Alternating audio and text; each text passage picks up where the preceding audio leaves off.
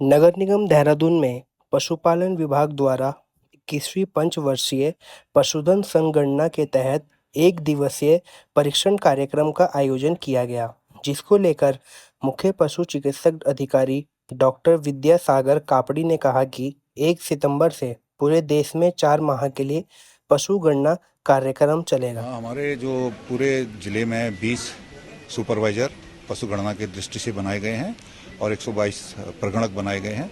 ये अभी 1 सितंबर से टेंटेटिव कार्यक्रम 1 सितंबर से शुरू होने वाला है पूरे भारतवर्ष में पशु गणना का, जो 4 महीने तक चलेगा और घर घर जाकर पशु गणना की जाएगी।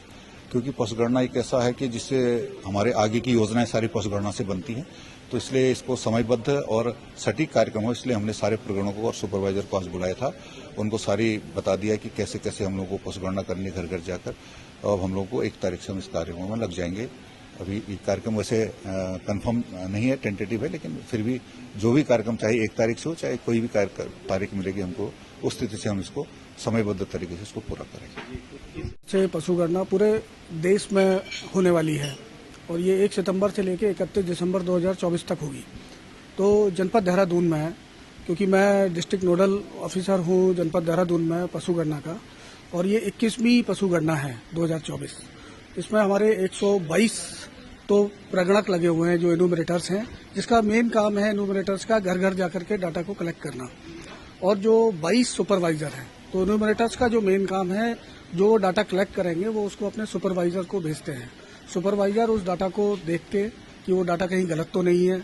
कई बार ऐसा होता है कि कहीं गलत डाटा कलेक्ट कर लिया गया या कहीं जो पशु गणना है, क्योंकि पशु गणना का जो मेन उद्देश्य है, उसका मेन उद्देश्य यह है कि पूरे जिले में या पूरे स्टेट के अंदर हमको पशुओं के लिए क्या क्या चीजें हम कर सकते हैं। जैसे दवाइयाँ क्रय करनी है, जैसे कि अभी सीओ साहब ने बताया, या वैक्सीनेशन करना है, तो जो पशु गणना हमारे पास होती है उसी पशु गणना के आधार पे हम सारी दवाइयों का क्रय करना या वैक्सीनेशन करना उसी के ऊपर डिपेंड करता है।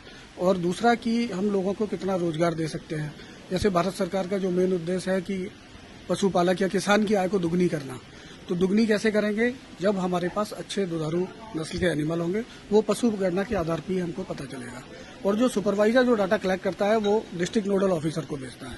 अगर मेरे पास वो सही डाटा आएगा, उसको मैं स्टेट के लिए भेजूंगा, और स्टेट के बाद वो जो है भारत सरकार के पास वो डाटा चला जाएगा। तो कुल मिला के अभी आज जो हमारी मीटिंग हुई और जो प्रशिक्षण जो हमने दिया है, वो कुछ हद तक लोगों को, क्योंकि पहले भी लोग जो है इसको इस पशु संगणना को पहले भी कर चुके हैं, तो इसलिए ज्यादा लोगों को नहीं, लेकिन कुछ लोगों को जो लोग नए थे, तो उनको ये प्रशिक्षण दिया और लोग इससे काफी सीखेंगे। और 1 सितंबर से अगर ये, क्योंकि अभी टेंटेटिव डेट है, हो सकता है कि ये एक डेट 1 सितंबर ही रखें, या हो सकता है वो डेट आगे बढ़ती है। तो इससे अभी इस प्रशिक्षण से उन लोगों को मदद होगी और पशु गणना में अच्छा काम हो पाएगा।